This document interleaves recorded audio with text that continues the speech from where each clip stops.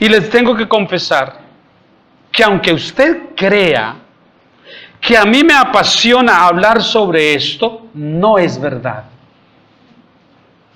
No me apasiona hablar sobre esto. Más bien me entristece. Tener que hablar sobre estas cosas a menudo me entristece. Pero el deber nos apremia. La Escritura misma sustenta todo lo que hoy vamos a decir. Y voy a intentar denunciar desde la Escritura lo que los mismos autores bíblicos y el propio Jesús siempre denunciaron, el Señor Jesús. Este capítulo lo he dividido en varios aspectos para que lo podamos entender más, porque es un poquito extenso, pero el contenido es único. Es el mismo contenido desde el versículo 1 hasta el versículo 22. Es todo de corrido. No sé hasta dónde alcancemos a llegar. Intentaré que avancemos un poco más. Examinemos en este capítulo 2 todo lo que Pedro nos dice sobre los falsos ministros de Dios. Pero para entenderlo mejor, de dónde venimos, entonces quiero que mire el versículo 19 del capítulo 1. ¿Le parece? Y hagamos este ejercicio. Porque es que el subtítulo que hay anunciando el capítulo 2, siempre lo he dicho, da la idea como que no tiene relación el capítulo 2 con el capítulo 1. Porque lamentablemente nuestra Biblia, por más hacer, fue dividida en capítulos y versículos y se les puso también títulos y subtítulos. Y eso en algunos casos ayuda y es bueno, pero en otros casos mutila pasajes que vienen para ser considerados completos. Y la gente dice, voy a leer el capítulo 1, y leen el capítulo 1 de un libro, pero no se dan cuenta, porque ven que termina ahí, y luego viene un título para anunciar el 2. Pero cuando comienzan el 2, se dan cuenta que hay una relación entre el 1 y el 2. Y esa pausa ahí, lo que hizo fue que mandó la información a nuestro cerebro de la misma manera, fragmentada. No nos quedó en conjunto la información, sino fragmentada. Y eso es una desventaja enorme. Sé que los que hicieron esto de agregar capítulos y versículos y títulos y subtítulos no tenían eso en mente, pero lamentablemente eso sucede por nuestra mentalidad. Es la manera como aprendemos, más así porcionadamente que de una sola. Y eso nos causa una dificultad. Entonces por eso les leo el capítulo 1, versículo 19, para que conectemos luego con el 2. Y mire cómo suena si lo hacemos así. Tenemos también la palabra profética más segura, a la cual hacéis bien en estar atentos como a una antorcha que alumbra en lugar oscuro, hasta que el día esclarezca y el lucero de la mañana salga en vuestros corazones. El 1 del 2. Pero hubo, ¿ahora entiende la relación? Tenemos también la palabra profética más segura, a la cual hacéis bien en estar atentos, como a una antorcha que alumbra en lugar oscuro. Pero hubo también falsos profetas entre el pueblo, como habrá entre vosotros falsos maestros que introducirán encubiertamente herejías destructoras y aún negarán al Señor que los rescató, atrayendo sobre sí mismos destrucción repentina. Y muchos seguirán sus disoluciones, por causa de los cuales el camino de la verdad será blasfemado. Y por avaricia harán mercadería de vosotros con palabras fingidas. Sobre los tales ya de largo tiempo la condenación no se tarda y su perdición no se duerme. Vamos a dejar hasta ahí como introducción del capítulo 2 nada más. ¿Ve la conexión? Tenemos la palabra profética más segura. Pero cuando esa palabra profética más segura, que es la palabra de Dios, no es valorada, estudiada, aplicada a nuestro diario vivir, ¿qué sucede entonces? Entonces somos terreno fértil para lo que dice el capítulo 2, versículo 1. Para que pululen los falsos maestros y ellos hagan lo que nosotros no hacemos, pero lo hagan mal. Ellos interpretan, ellos enseñan, ellos pretenden que apliquemos lo que nos dicen de ese pasaje, pero lo hacen de manera errónea. Somos responsables por no hacer nuestra parte. Somos responsables porque teniendo la palabra profética más segura, la hemos subestimado y en muchos casos la hemos relegado a estar en un atril en la sala de nuestra casa, abierta en el Salmo 91 o el Salmo 23 o el 27. Curiosamente son los salmos más bonitos y de más promesas. No hay ninguna abierta en Job capítulo 1. ¿Se da cuenta cómo el del lineamiento que tenemos? Porque alguien nos dijo que si teníamos la Biblia abierta en el Salmo 23 o en el Salmo 91, así estuviese llena de polvo, mágicamente todo iba a marchar bien en nuestra casa. No funciona de esa manera. No funciona así. Tenemos la palabra profética más segura, pero no nos sirve tenerla si no la atesoramos, si no la estudiamos, si no relacionamos nuestra vida diariamente con ella, si no estrechamos un vínculo que nos permita crecer en el conocimiento de Dios. ¿De qué nos sirve tener la palabra profética más segura? No nos sirve de nada. Es muy curioso que inclusive memorizar la palabra de Dios nos resulte más difícil que memorizar cualquier otra cosa. Nos cuesta, hay que habituar la mente, hay que pedirle que, obligarla a que haga la labor, pero no así con otras cosas. Hay gente que no tiene problema en aprenderse, no sé las cuántas estrofas que tiene nuestro himno nacional, no recuerdo exactamente cuántas son, pero creo que es de los más extensos que hay en el mundo, nuestro himno nacional, de los más extensos. Imagínense.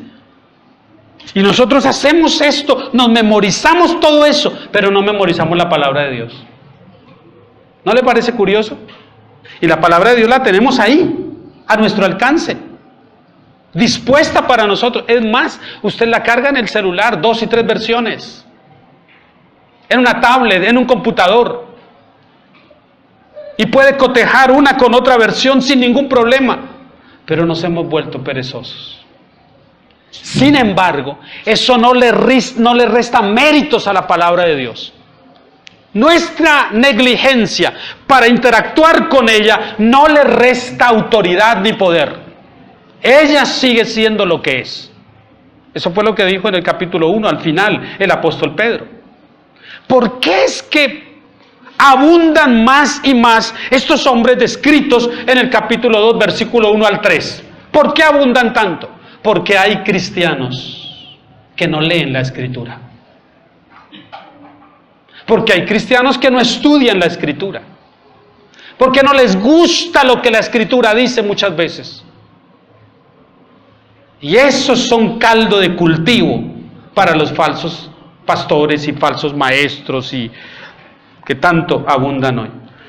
Le dije que dividí esto en varias partes para entenderlo mejor. Y lo primero es que al hablar de los falsos profetas, los falsos pastores, los falsos maestros, hablemos en una sola palabra de los falsos ministros.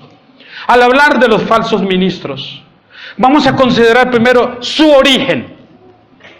¿Le parece? Porque es lo que él dice acá. Pero hubo también falsos profetas entre el pueblo. ¿De qué cree usted que está hablando Pedro ahí? ¿De qué pueblo está hablando? Del pueblo de Israel. Él se está remontando a su pueblo, al pueblo de antaño, al pueblo de Israel, en donde no solo hubo hombres de Dios, temerosos de Dios, rectos en todo lo que Dios decía, sino que también junto a ellos se levantaron fraudulentos, engañadores y mentirosos. Eso es lo que está diciendo Pedro. Y podríamos citar algunos casos. De hecho, lo voy a hacer ahora más adelante para citar casos puntuales en los que hombres de Dios tuvieron que verse comprometidos frente a hombres fraudulentos que decían tener alguna palabra de Dios, pero que de Dios no tenían nada. Así que el origen no es de expulgar mucho para encontrarlo. Siempre han florecido. En medio del mal ha estado el bien, y en medio del bien el mal. El Señor Jesús lo dijo de esta manera: es necesario que la cizaña crezca juntamente con el trigo. Y es curioso que cuando Él dice eso, ordena que ninguno de nosotros intente cortar la cizaña, sino que dice: ese no es trabajo de ustedes. La cizaña crecerá juntamente con el trigo. Ustedes son trigo y la cizaña crecerá juntamente con ustedes. Pero en su tiempo será el labrador el que corte la cizaña y la separe a un destino eterno del trigo. A veces nos entra a nosotros un poco la prisa, a mí principalmente, por querer tener la poda, la máquina para podar. Quisiera poder tener bajo mi responsabilidad las enormes tijeras de un jardinero para andar podando todo lo que está mal por ahí. Pero por algo Dios nos dijo que no era esa nuestra responsabilidad. ¿Se imagina que si fuese nuestra responsabilidad y nuestra prerrogativa poder hacer eso? ¿Cuánto trigo hubiéramos cortado junto con la cizaña? ¿Cuánto trigo nos hubiéramos llevado también en la carrera de cortar todo lo que según nosotros estaba mal, pero que según Dios no? Porque es curioso, pero no todo lo que nosotros señalamos que está malo del todo. Es Dios el que dice eso, el que dictamina eso. Y está bien que Él nos dé a nosotros la facultad para identificarlo también. Así como hubo error y hubo falsos entre el pueblo de Israel, también hay falsos en la iglesia. Eso es lo que dice Pedro. También entre ustedes, les anuncia a la generación que vendría después de él, le dice: entre ustedes también se levantarán falsos maestros. El apóstol Pablo en el capítulo 20 de Hechos se está despidiendo de los ancianos de Éfeso y les anuncia eso también. Les dice: yo sé que después de mi partida se van a levantar entre ustedes, de ustedes mismos se van a levantar hombres, no van a venir de fuera. Es decir, que es posible, y Dios nos guarde, que entre nosotros haya muchos que un día pelarán el cobre y mostrarán que eran falsos. Dios nos guarde a nosotros de ser de ese grupo. Nos guarde siempre de pertenecer a esos. A lo largo de todos los 2000 años de la historia de la iglesia, si con algo ha lidiado la iglesia, es con los falsos ministros. Vamos a ver lo cercana que está la información para nosotros por estos días.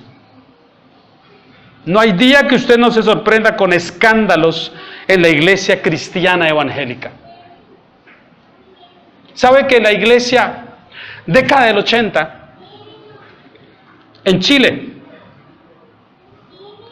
gracias al gobierno de Pinochet, a la facilidad que dio para que los ministros cristianos hicieran su misión, todo Chile fue evangelizado?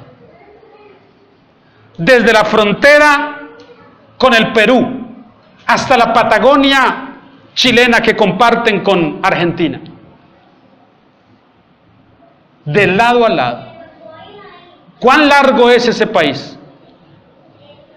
Y de su frontera con el Océano Pacífico hasta los Andes, en la frontera con Argentina, todo Chile fue evangelizado. ¿Usted puede creer eso? Todo Chile. De tal manera que no había un chileno que no hubiese oído acerca del evangelio, principalmente por parte de la iglesia pentecostal, metodista pentecostal de Chile. Pentecostales y wesleyanos y la iglesia pentecostal fue muy fuerte en Chile. ¿Sabe usted qué es hoy Chile en cuanto al evangelio? Un país de descarriados, un país de gente escéptica al cristianismo. Y el testimonio de esa iglesia que en la década del 80 al 90 con ímpetu salía a ganar almas para Cristo, es tan pobre y tan triste hoy. Y son tantos los escándalos constantes de la iglesia pentecostal chilena, que la gente ya no. Viniendo una ocasión de Medellín, me varé en la carretera y abandonado ahí logré llegar hasta un sitio en donde había un único mecánico que por ahí me recomendaron porque el daño fue grave. Y cuando entablé charla con él, era un chileno, en el Magdalena Medio, un chileno, a unos años atrás. Y hablando con él, de pronto yo quise compartirle del Señor. Y él dijo, ay, déjate de hablar tontadas, toda mi familia era cristiana. No quiero saber, yo fui cristiano de joven, ya no quiero saber de eso. Típico. ¿Sabe que Chile es el país con la mejor economía en nuestra región? De hecho, es el sueño chileno que piensan realizar muchos venezolanos que van para allá. El sueño chileno, ya no es el sueño americano, sino el sueño chileno. Aún colombianos, porque pagan bien algunas cosas. Uno de los mejores salarios en América Latina. Pero es un país de descarriados. Es un país de gente escéptica, que fueron evangelizados por generaciones. Y hoy, gracias al testimonio de muchos falsos ministros, mucha población chilena está vacunada en contra de todo lo que sea evangelio. Qué responsabilidad enorme, ¿verdad? Para todos esos que hicieron tropezar a otros. Y podríamos citar, hermano, otros ejemplos de otros lugares. Siempre recuerdo con tristeza, porque nosotros crecimos, nuestra juventud fue por la década del 80, ya hace unos añitos, por supuesto. Pero esa década fue década loca. Yo recuerdo que en los inicios de la década del 80, los jóvenes norteamericanos salían a las calles y exhibían avisos anunciando: Jesús es el Rey, Jesús vive, Jesús esto, Jesús lo otro. Y era, wow, eso había como un ímpetu de evangelio. Y así como proliferaron los hippies y la década de la marihuana y todo eso, también la juventud cristiana parecía que florecía, que algo prometía y que podrían ser la reserva moral, no solo de esa nación, sino de las demás naciones. Y todo eso que llega de Norteamérica pasa por acá también. Y por supuesto nosotros también éramos jóvenes activos en la iglesia. Y salíamos a las calles y a los buses y a las plazas y a las universidades y compartíamos con arrojo la fe. Con mucha gana haciendo el trabajo. Hoy yo miro hacia atrás y digo, ¿y qué quedó de eso? ¿Qué nos quedó de todo ese activismo? ¿Dónde están todas esas cantidades de jóvenes? ¿Qué se hicieron? ¿Serán cristianos hoy? De cuando en cuando por ahí aparecen, gracias a las redes sociales, algunos. Y comenzamos a charlar y ahora me doy cuenta que ni siquiera es cristiano ni quiere serlo. ¿Nota usted? Algo estuvo mal. Algo estuvo muy mal en sus inicios, algo pasaba, algo sucedía que no estaba bien y esto no funcionaba. Pero estamos advertidos y la advertencia está ahí. Es imposible que no tengamos que vernos con esto. Nuestros hijos, si nosotros ya no estemos aquí y el Señor no ha venido, cuando nuestros hijos crezcan y estén en el lugar nuestro o nuestros nietos, ellos van a ver también proliferando junto a ellos a los falsos ministros. Van a estar también, ahí van a estar. Es un hecho que existen falsos ministros. Usted y yo no lo podemos negar. No es una posibilidad de que existan, es un hecho. Y así lo presenta Pedro. Pedro dice, el hecho es que van a estar entre ustedes. No es que posiblemente si aparecen, no, ellos van a estar entre ustedes. ¿Y qué hacer entonces? ¿Usted sabe lo que es una secta herética? disfrazada de secta cristiana. En el año 2026 cumplirán 100 años de estar en México. 100 años cumplirán la secta La Luz del Mundo. Es una secta, eso no es una iglesia y no es cristiana y tampoco es evangélica. Pero en solo México se cree que tiene más de 2 millones de seguidores.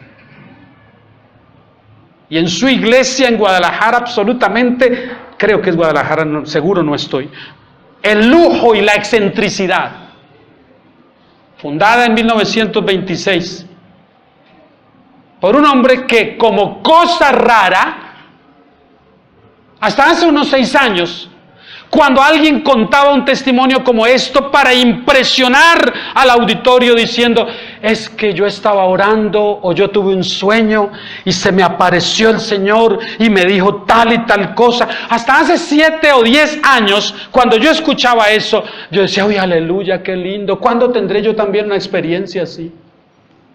Ahora cuando escucho eso, digo, otro farsante más, otro mentiroso más. Es todo lo que digo ahora. Porque es verdad.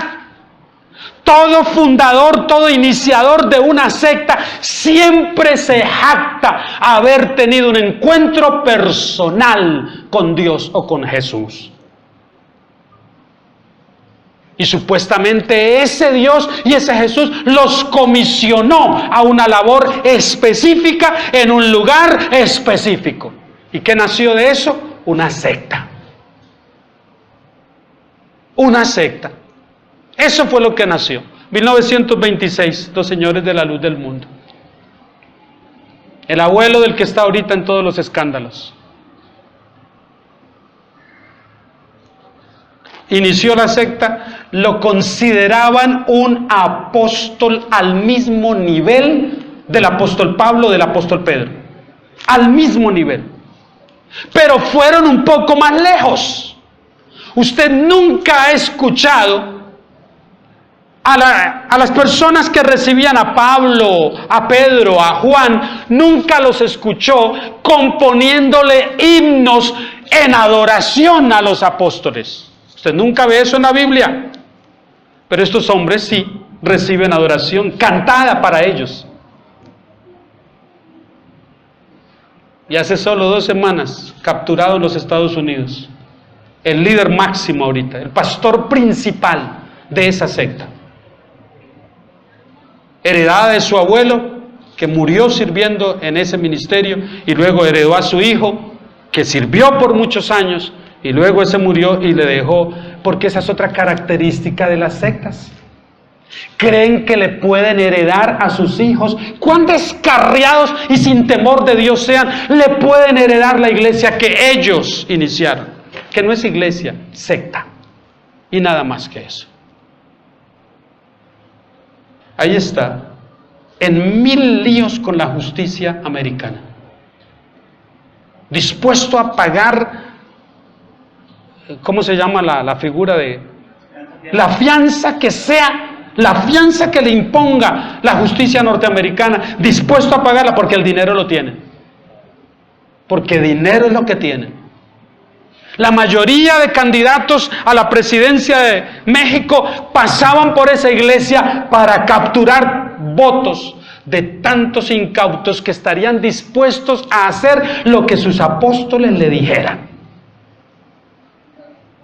Adorándoles, hermano, venerándoles. ¿Usted no cree que hay una cuota de responsabilidad en esas personas que hacen eso? El día que yo me pare aquí a decir algo como, el Señor anoche en un sueño se me apareció, hermanos, y me pidió que les dijera a ustedes que a partir de hoy me acepten como apóstol en la misma medida del apóstol Pablo. Salgan corriendo, pero antes línchenme. Porque ese día dejamos de ser una iglesia bíblica, sana. Ese día un engañador se está manifestando ahí, y punto. Y nadie debería tener temor de esa persona como para tolerar todas sus excentricidades. Pero eso es lo que vemos hoy. Y eso es lo más aceptado para todos. Pero el origen se remonta hasta allá. Hasta allá se remonta. Lo extraño no es que haya falsos ministros. No, eso no es extraño. Eso está anunciado en la Escritura. Lo extraño es que haya tanta gente llamada cristiana, incauta, ignorante, siguiéndoles. Eso es lo extraño. Teniendo la Biblia, teniendo la posibilidad de consultar con otros. Anoche alguien me escribía, me mandaba un mensaje diciéndome algo como esto: pastor, mira, ¿a usted qué le parece que es que yo voy a ir a tal iglesia porque estoy de visita en esta ciudad y voy a ir a tal iglesia? Y hay un hermano que sabe que yo voy para esa iglesia y quiere ir conmigo allá. Pero yo le dije que no vaya conmigo. Que ¿qué va a decir su pastor? Va a creer que yo me lo estoy jalando para allá. ¿Usted va a creer que personas de 15 y 20 años de cristianismo hagan esa clase de consultas? Pero las hacen. Yo digo, por Dios, estas son personas con 20 años que no saben qué hacer en cuanto a eso. No, yo creo que sí lo saben, pero quizás quieren ponerlo a prueba a uno. Digo, hermana, pues no, bastante grandecito ya está el hermano, tiene 10 años de ser cristiano. ¿Será que él no sabe lo que puede hacer y no puede hacer, y lo que debe hacer y no debe hacer? ¿Será que teme que si va a un culto a otra iglesia, su pastor lo excomulgue? ¿En qué estamos? Con esa clase de infantilismo y de dependencia de una persona. Imagínense si yo exigiera eso aquí. ¿Quiénes no van a venir el domingo y por qué no van a venir? Ojalá pásenme por escrito eso para saber. Esa clase de señorío y de control en la vida de las personas no la puedo tener yo. No la debo tener yo. El día que haga eso, estoy pintando de falso ministro. Estoy dando visos de ser un falso ministro. El día que quiera tener esa clase de control férreo sobre la vida de las personas, que es una característica. Así que lo que extraña no es que haya falsos ministros. Lo que extraña es que haya tanta gente siguiéndoles y promoviendo todos los desmanes que ellos hacen. ¿O cuántos de ustedes correrían conmigo la locura? ¿Quién de ustedes tiene un problema serio que quisiera que hoy fuera resuelto? A ver, levante la mano. ¿Quién? Ninguno. Bueno, entonces se me quedé con los globos. Sí, ahora sí algunos. Bien, ¿qué tal si yo le dijera a alguno de ustedes, a todos los que levantaron la mano, y les dijera: hermanos, en este momento, es que el Señor me ha dicho, ahí traje un montón de globos para que pasen aquí al frente, unas bombas de esas de piñatas de niños. Vengan aquí al frente y cuando ustedes comiencen a inflar ese globo y lo inflen, y cuando el globo explote, su problema fue resuelto. ¿Cuántos de ustedes me correrían en eso? Gloria a Dios, ninguno. Amén, esta ya es una iglesia firme. Ninguno, qué bueno. Que corrieran para sacar al loco que les está diciendo eso. Para eso sí, corran para quitarlo de ahí. Pero usted puede ver a esos ministros de reputación, de nombre, haciendo eso.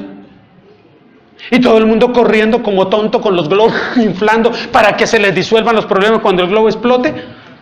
¡Por Dios! ¿Qué es eso? Y se nos pide que nosotros estemos callados.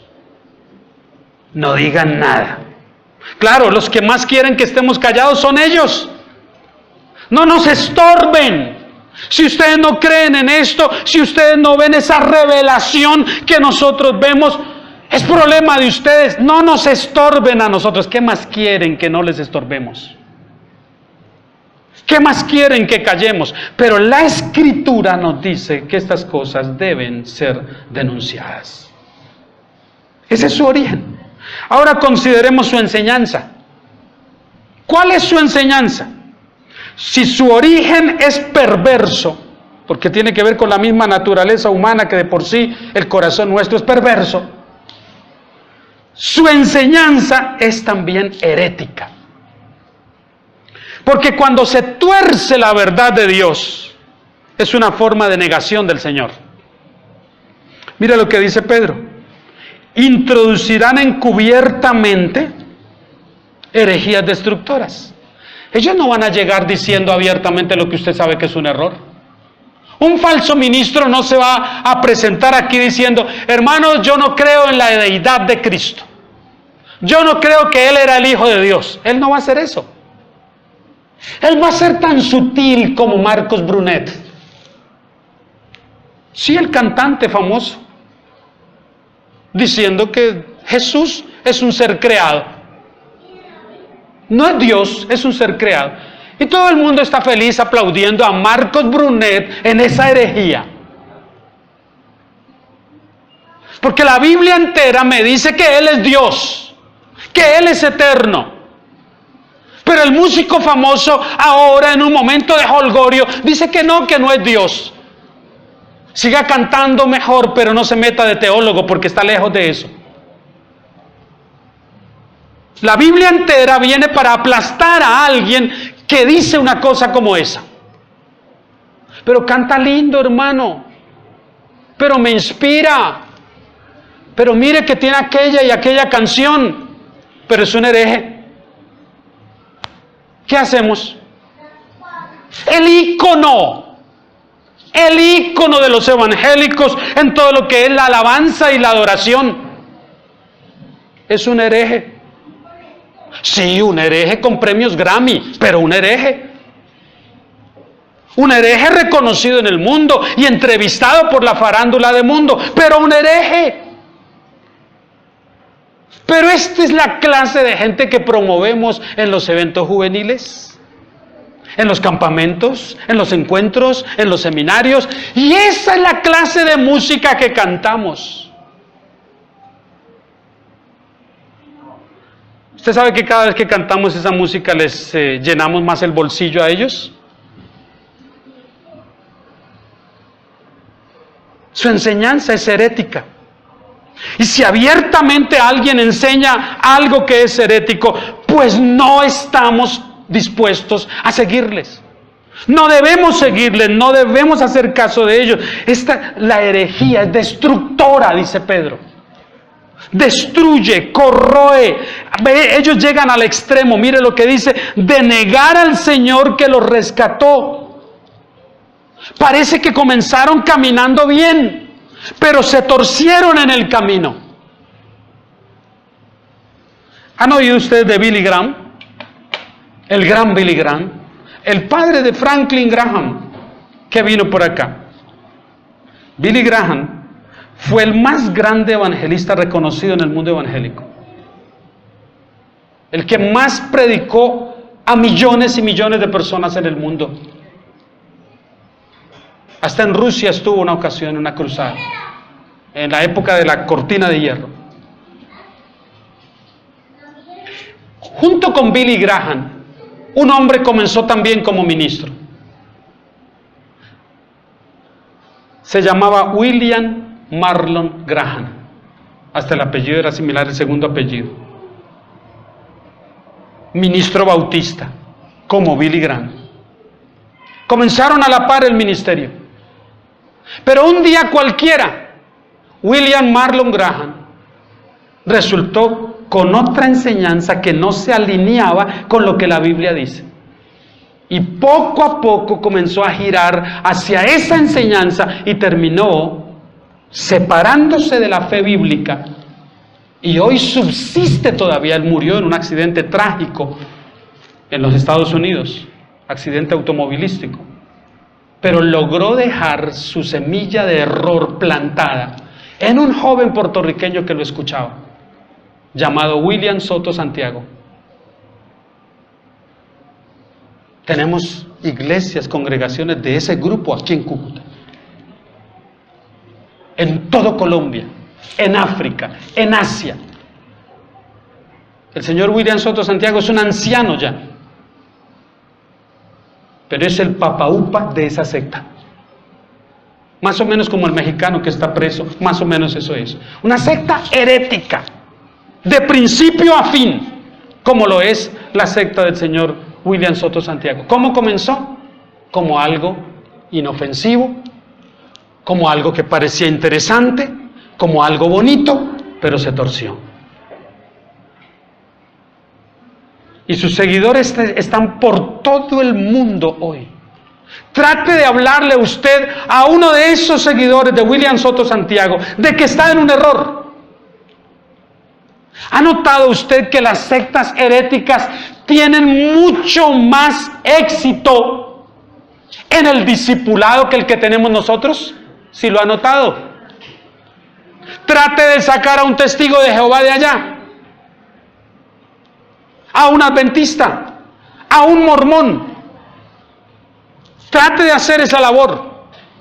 Ellos están fundamentados, cimentados.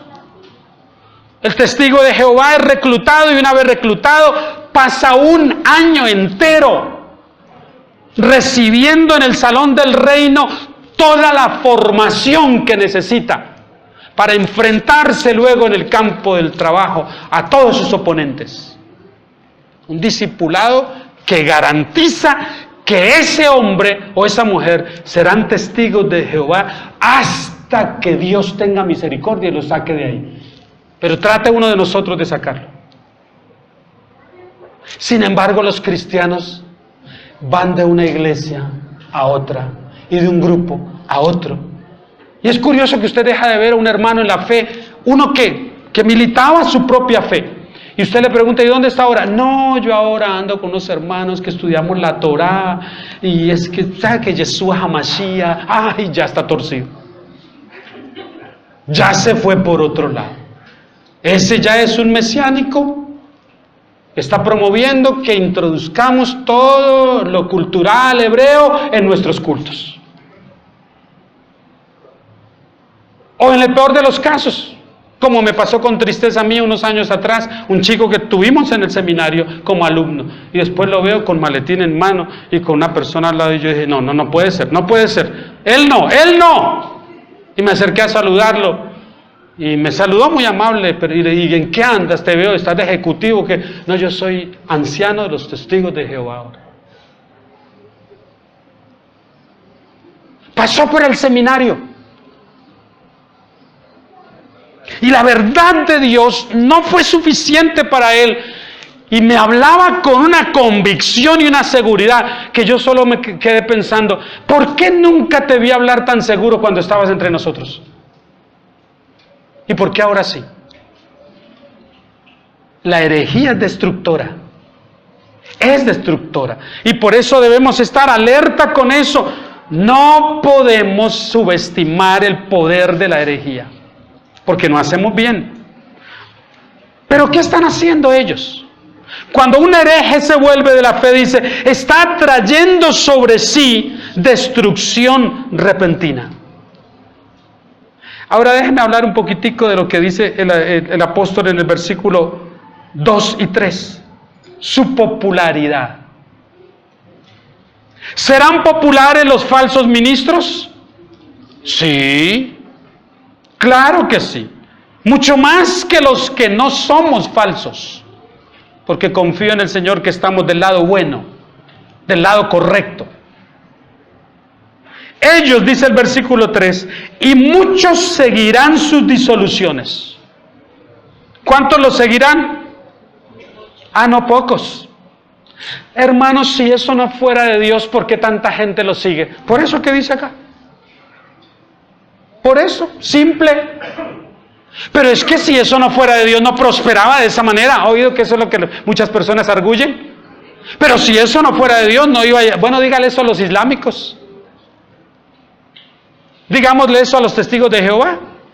¿Cuántas personas creen que reclutan semanalmente? Y digámosle que no es de Dios, porque entonces...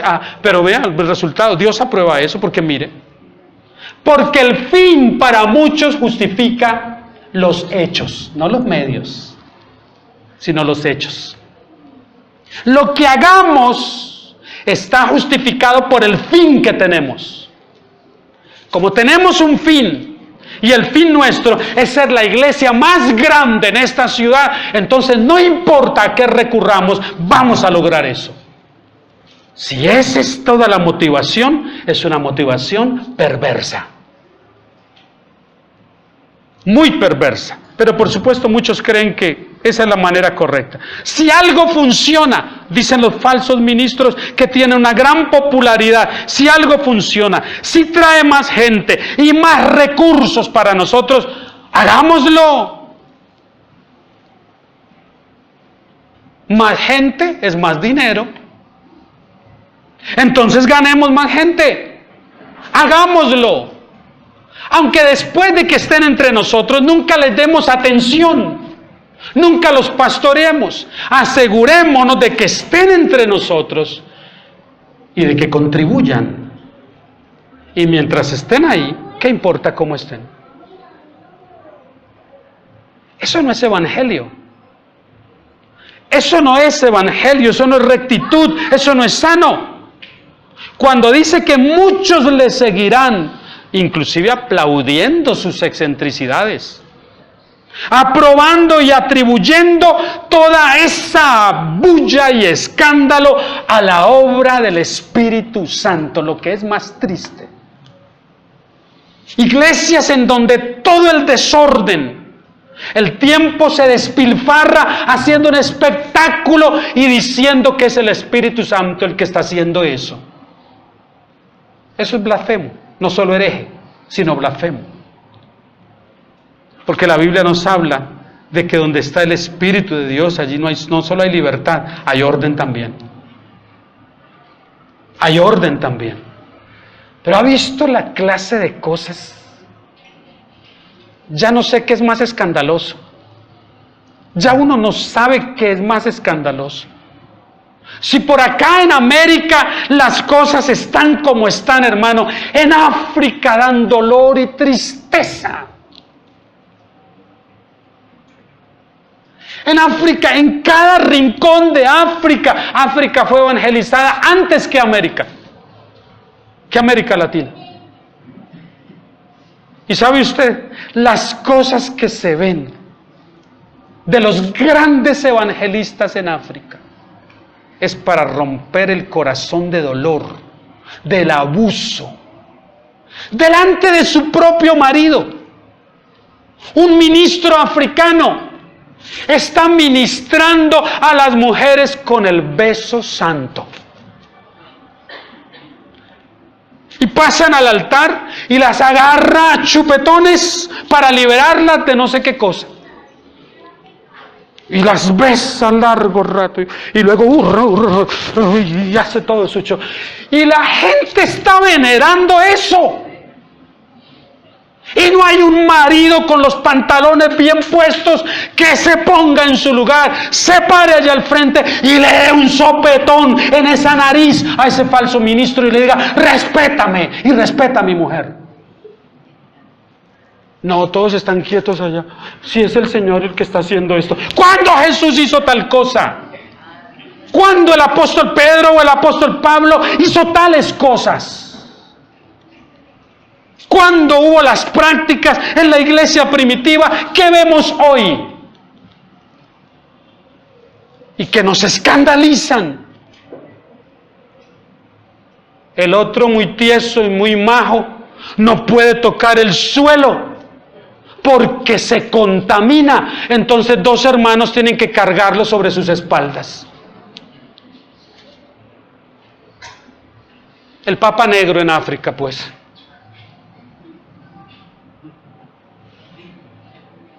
El otro se llena su boca inmunda de agua y pasa a las personas al altar, les hace abrir la boca y comienza a escupirle su agua sucia en la boca de ellos. ¿Qué es eso? Hechicería, ocultismo, brujería, todo eso es, pero que nadie me diga que eso es evangelio, porque eso no es el evangelio. Y a todos los que oyen esto, no solo aquí en la iglesia, sino a través del video, sepan que eso no es evangelio.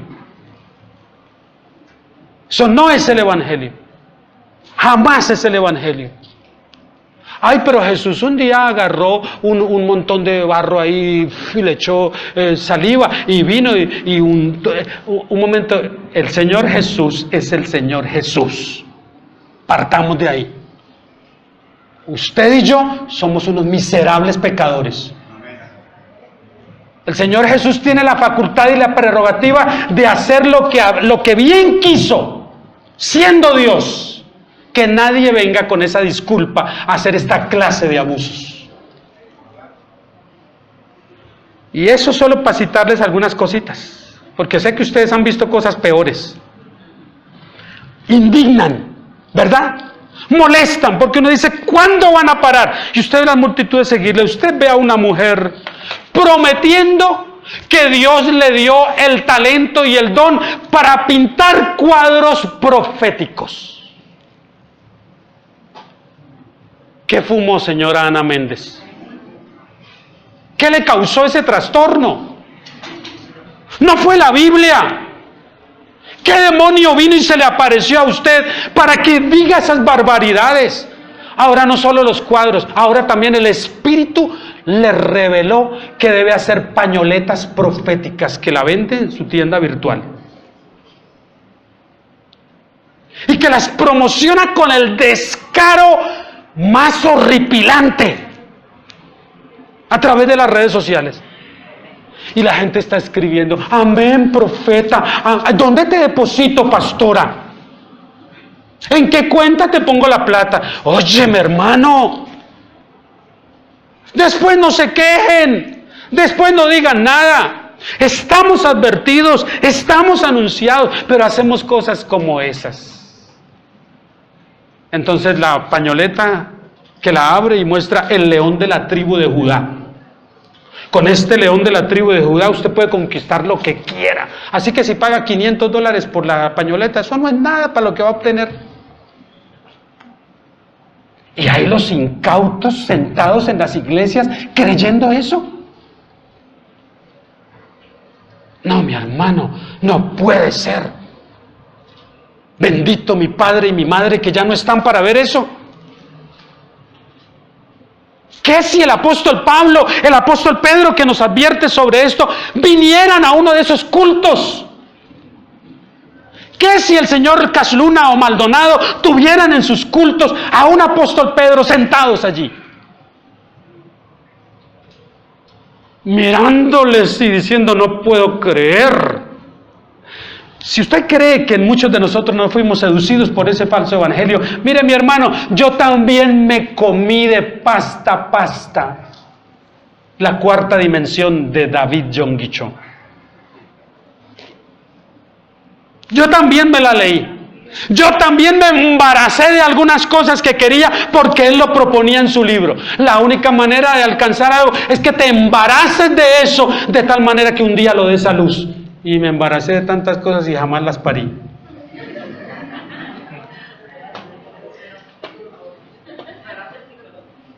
Investigado por evasión de impuestos hoy en Corea del Sur, el pastor de la iglesia más grande del mundo. ¿En qué estamos? David Yonggi Cho ahora, porque se llamaba Pablo, Paul Yonggi Cho, pero Dios le dijo que se cambiara el nombre por David. Y más de 1 millón de personas se congregan en esa iglesia en Seúl. Por Dios. Estamos mal.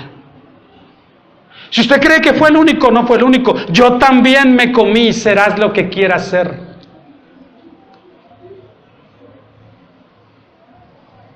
Yo también me comí ese libro. Y yo también creí que iba a funcionar en mí. Pero el Espíritu Santo hizo que rechazara todo lo que decía ese libro barato.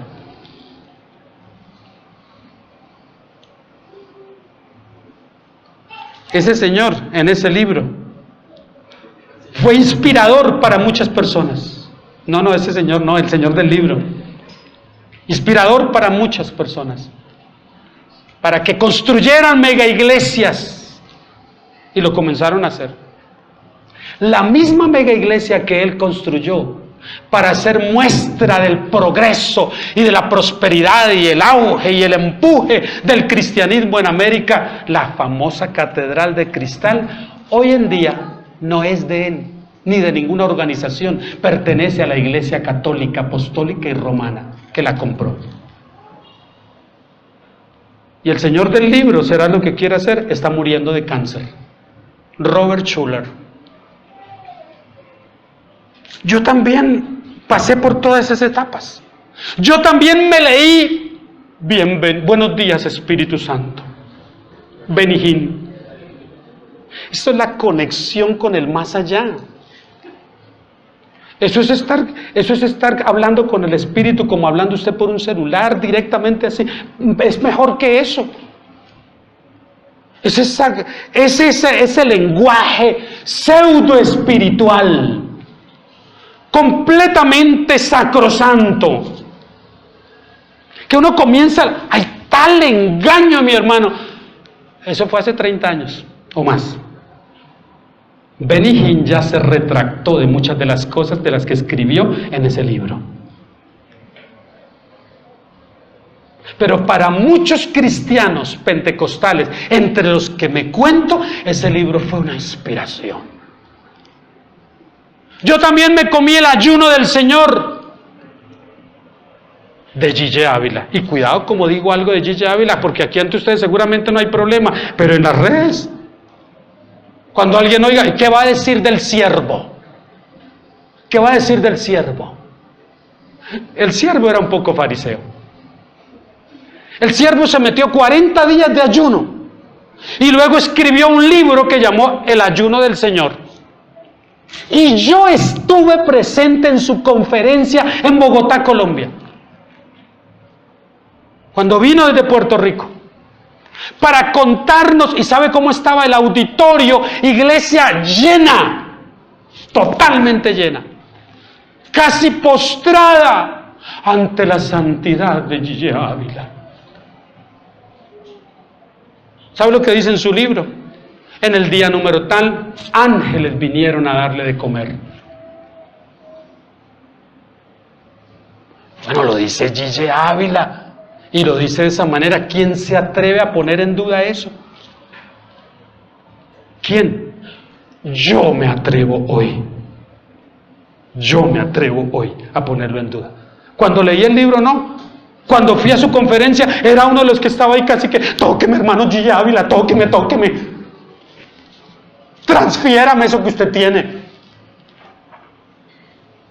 Gracias a Dios no me tocó. Mi hermano, y lo que veremos, y lo que viene. Iglesias bautistas, iglesias presbiterianas hoy, con las que nos alineamos un poco bíblicamente ahora, mucho más que con las de corte pentecostal y carismático, promoviendo el matrimonio homosexual, entre gente de ministerio inclusive.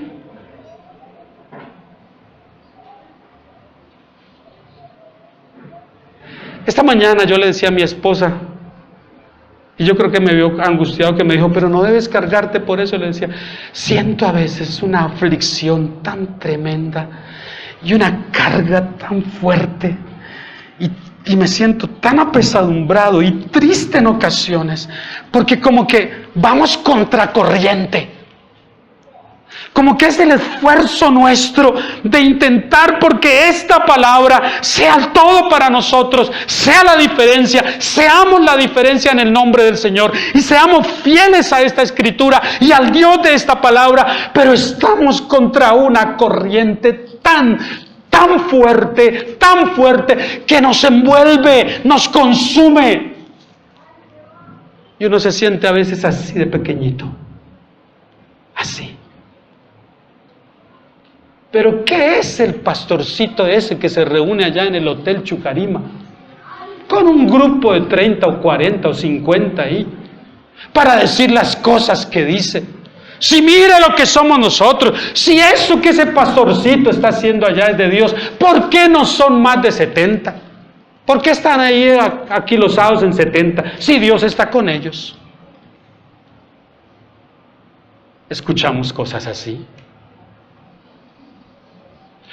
Pero el Señor se refirió a usted y a mí.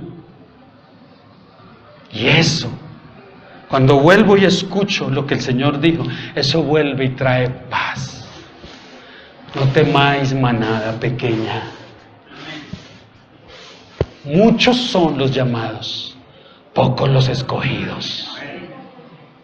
Amplia es la puerta que conduce a la perdición y muchos son los que la siguen. Estrecho y angosto es el camino que lleva a la salvación. Mi hermano, y vuelve el Espíritu y reconforta y da esa seguridad como diciendo, no te detengas, no te detengas. Vas a ver que prosperan, sí. Vas a verlos confirmados en lo que están haciendo. Vas a ver que inclusive las autoridades los reconocen. Les piden un consejo. Les atribuyen cosas buenas. Vas a ver todo eso. Vas a ver cómo se multiplican. Pero no tengas miedo. Yo no estoy ahí. Yo no estoy ahí. Y si estoy ahí, estoy para juicio y nada más. No temas. Y vuelve otra vez y uno como que, Señor, esta es tu obra. No es mía, es tuya. Descanso. Y vuelve el alivio otra vez. Y da un nuevo impulso, una nueva fuerza para seguir. Sigue. Sigue. Hermanos míos, yo he experimentado el cuidado y la protección de Dios y la fidelidad de Dios de una manera que esta semana que terminó yo le decía, Señor, y le decía a un hermano mío con el que hablábamos por teléfono, le decía, hermanito, yo no entiendo cuál es la necesidad de corromper el Evangelio. Yo no entiendo para qué mezclarlo y contaminarlo. No veo la justificación. Cuando predicamos el Evangelio bíblico, Dios se vuelca de nuestro lado. Se vuelca de nuestro lado. ¿Para qué contaminarlo? ¿Para qué? ¿Cuál es el fin? ¿Cuál es el propósito? Usted lo ve. Si me permite terminar en estos minutos con su motivación. ¿Cuál es la motivación de los falsos? Ahí está. Ahí está. El versículo 3 lo dice clarito. ¿Cuál es su motivación? Y por avaricia harán mercadería de vosotros con palabras fingidas. Su motivación está expuesta con tanta claridad como su herejía. Así como se muestra aquello en lo que han fallado, se muestra también cuál es la motivación que tienen. Avaricia y nada más. Promover una fe que sea rentable como negocio, principalmente para ellos que son los beneficiados, pero también inevitablemente condenados.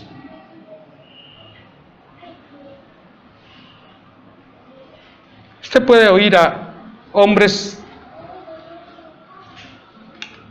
decir cosas como estas. Trajimos el agua bendita del río Jordán y hemos traído solamente hoy 20 frasquitos de agua bendita.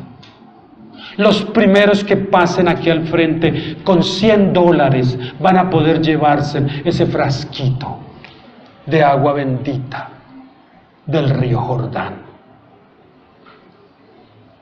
Y corren 50. No pasan 20 a dejar los $100, pasan 50. Se hace tan lucrativo el negocio que el siguiente domingo traerán una porción de tierra que contiene gotas de la sangre de Cristo que derramó en el Calvario. Y la gente compra eso. Rechazan a Cristo, rechazan el Evangelio de Cristo, pero cuando se les exponen estas cosas, corren a comprarlas. ¿Qué es eso? ¿Está escuchando usted la palabra, hermano? ¿Está escuchando la palabra de Dios? ¿Con cuánto la va a sellar usted?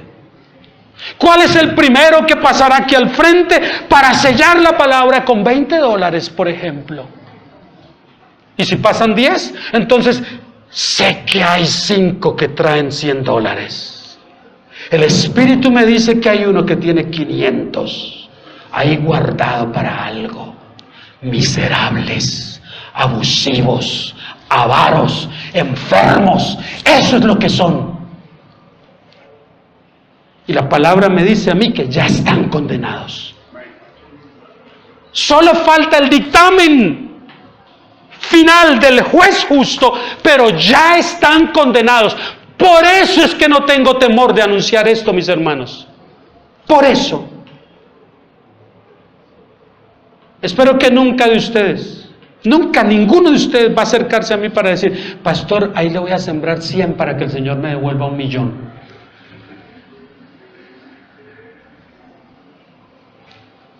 Hace un tiempo atrás alguien me propuso dar una ofrenda para determinado fin. Y yo le dije, no puedo recibir esa ofrenda. ¿Por qué? Usted no se congrega con nosotros. Yo no sé la procedencia exacta de eso. Así que no. Tan bobo que es usted, hermano. Si el Señor santifica todo eso una vez que usted lo recibe. ¿En serio? ¿Me puede mostrar por la Biblia eso? No, no hay cómo demostrar eso. Pero cuando ya estamos pervertidos por el Dios dinero, entonces pasa lo que el apóstol Pablo le dijo a Timoteo en el capítulo 6 de su segunda epístola. Principio de todos los males es el amor al dinero, el cual codiciando a algunos, mire hermano, es claro su motivación son ellos mismos. Ellos, llenar las arcas de ellos mismos. ¿Usted puede creer que yo sería capaz de hablarle al Señor de esa manera, decirle, ay Señor, 40 años predicando el Evangelio y los pecadores allá con sus millones encima y yo aquí necesitado? ¿Dónde están mis millones, Señor? ¿Usted cree que yo sería capaz de decirle eso a mi Señor? Con esa soberbia que lo hace un señor Guillermo Maldonado. No sería capaz, no podría. No podría ser así y a la vez ser un ministro del Señor. No puedo. ¿Quién puede con eso, hermano? Mi hermano, sé que por televisión, por internet, por la radio, usted todo el tiempo está siendo bombardeado por esto. Todo el tiempo. Y sé que en ocasiones usted va a tender a ceder y a creer, oiga, ¿será verdad? ¿Será por eso que me va mal? Que si no doy esto, entonces el Señor no me da aquello, que sea. Como si el Señor estuviera interesado en reunir de nosotros las migajas que dejamos por allá. Hemos comentado en otras ocasiones esto y lo comento hoy cerrando. Ojalá el Evangelio funcionara así de fácil como dicen muchos. Ojalá funcionara así. ¿Quieres un milagro hoy? Eso que estás pidiendo, hermanas, desocupen ahí los ofrenderos, rápido, desocúpenlos, que vamos a hacer. Usted va a pactar algo con el Señor y va a ver cómo el milagro se realiza. Ojalá funcionara así.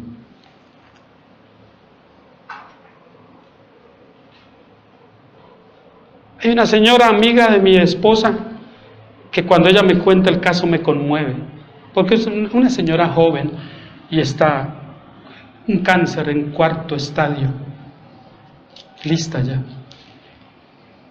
Una historia triste.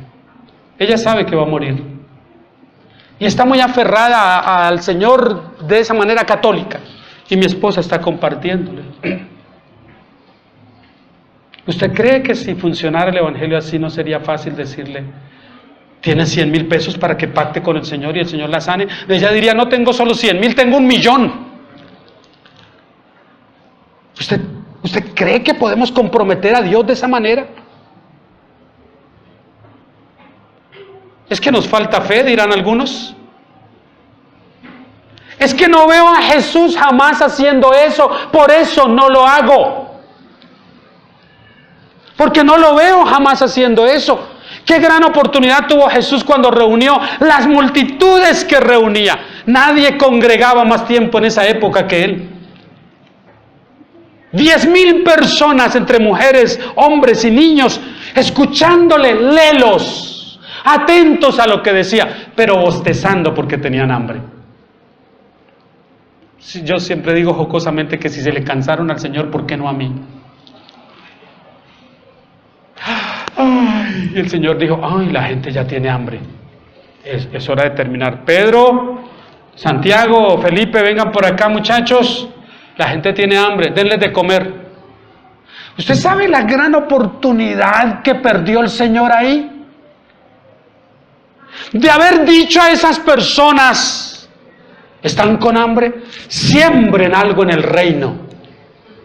Se abre en este momento el altar para que vengan con una siembra. Eso no fue lo que hizo Jesús. Por eso yo no lo hago. Lo que él hizo fue que sintió compasión y puso a sus discípulos a que le dieran de comer a la gente sin pedir un peso de la gente. Ni un peso. No, Señor, no tenemos. Pedro le dice, Señor, si reuniéramos lo que tenemos entre nosotros mismos acá, no alcanzamos a reunir ni siquiera 200 denarios, y eso no alcanza para semejante multitud. ¿Quién dijo reunir plata? ¿Quién habló de dinero? Les dijo el Señor. ¿Quién habló de plata? Eso estoy haciendo una paráfrasis. ¿Quién habló de eso? Denles de comer de lo que ustedes tienen. ¿Alguien tiene por ahí algo? Bueno, Señor, si hay un niño que traía la merienda para él, pan y pescado, eso es suficiente, tráiganlo. Ah, pero si ve que tuvo que haber algo que alguien sembró para que él multiplicara. ¿Sabe cuánto quedó de eso que el Señor multiplicó?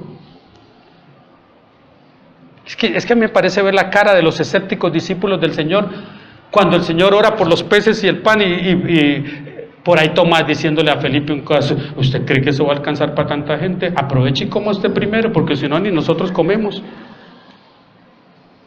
Y el Señor comienza a orar y a partir, a poner en las cestas y parte. Y ellos venían y recogían y llevaban a la gente, y este pesca, pero es que no era un atún rojo. ¿Esto por qué está alcanzando para tanto? Es que la diferencia la hizo el Señor. Él hizo la diferencia. Este fue un milagro en manos de Él. Y como para que fueran más humillados los propios siervos del Señor, sin tener que pedirle a la gente nada, cada uno de ellos se fueron a casa con una cesta llena de pan y pescado. Porque dice que sobraron 12 cestos, una para cada uno de los 12.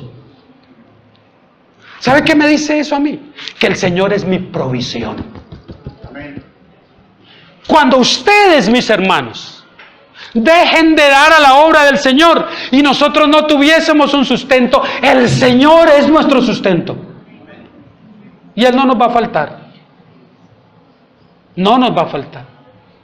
Les cuento algo así brevecito y termino. Mire, el lunes, el martes yo me quedé sin el carro, con el carro varado, haciendo mi trabajo que hago para ganarme algún sustento, y me quedé varado en casa de mi hija. No sabía lo que le pasaba al carro. Yo intenté ver qué era, pero supuse que fuese la batería, pero dije, no puede ser. 14 meses nada más duró, no puede ser, sí, 14 meses ya es bastante, ya. Llamé al mecánico, vino, la revisó y dijo, batería, don Néstor, cámbiale la batería. ¿Cuánto tenía yo en el bolsillo? Nada. Pero Señor, y ahora, uno no tiene 300,000 pesos guardados, ay, por si de pronto se me funde la batería. No. Por si las llantas se me dañan, ahí tengo 1,000,000 de pesos guardados para llantas. No. Y estoy ahí, y eso pasó en la semana, 3 cosas diferentes como las que les cuento ahora pasó. De pronto mi hija me escucha y dice, papi, yo tengo lo de la ruta del niño, yo le transporto a mi nieto y ella me da lo de la gasolina y esto, yo tengo lo de la ruta del niño. Ah, bueno, eso es algo. Y me fui con eso, pero yo sabía que no me alcanzaba. Y me fui a la Merced a comprar la batería. No podía ni apagar el carro porque después no me prendía. Y antes de llegar al almacén a donde el mecánico me mandó un recomendado de él, Me entra una llamada de España. Una pareja linda que seguro van a ver este video y Dios los bendiga. Y por tercera vez ya. Y ella llama. Y cuando yo veo la llamada, yo dije, Señor, gracias, llegó la provisión. Sin contestar. Dije, gracias, Señor, llegó la provisión. Y cuando contesto, me dice ella, pastor, qué pena molestarlo apenas, pero mire, le acabamos de hacer un depósito. Oh, gloria a Dios. Le digo, gloria a Dios. Discúlpenos, esta vez es un poquito más que el mes pasado. ¿Sabe cómo estaba yo? Escuchándola, pero quebrantado y diciendo, Señor, perdóname por no confiar lo suficientemente en ti. Tú eres mi provisión.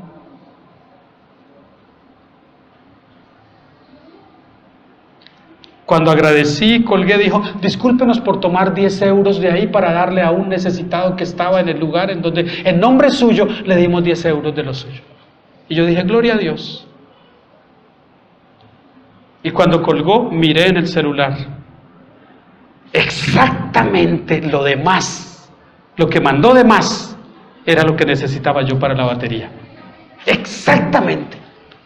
Cuando vi que era exactamente, porque fui y compré la batería, 270,000 pesos, y era exacto lo que ella mandó de más, le dije, mijita, ¿sabe que mandaron exactico lo que necesitaba de más?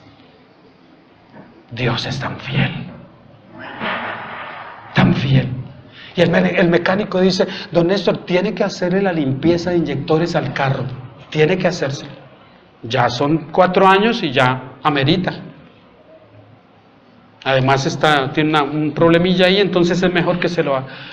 Yo le hago eso barato. 120,000 pesos vale, pero se lo voy a hacer a usted en 80, 100,000 pesos. Cuando quiera lo trae. Bueno, esperemos que la plata está bajo la almohada, no es sino ir a sacarla. Eso pasó antes de la batería. Y estoy estacionado esperando a mi nieto. Y viene una chica, porque hay una serviteca ahí frente al colegio Calasanz, donde estudia él. Y viene una chica y toca el vidrio. Y yo estoy entre el carro y dice, señor, mucho gusto. Mire, es que tenemos la serviteca. Oh, sí, la he visto. Qué bueno. Ofrecemos, mire, ofrecemos cambio de aceite, ofrecemos lavado del auto, ofrecemos pintura, latonería, limpieza de inyectores. Ah, mire, a propósito, toma esta tarjetica y raspe a ver qué se ganó. Y comienzo a raspar. Y lo primero que veo es que dice limpieza de inyectores.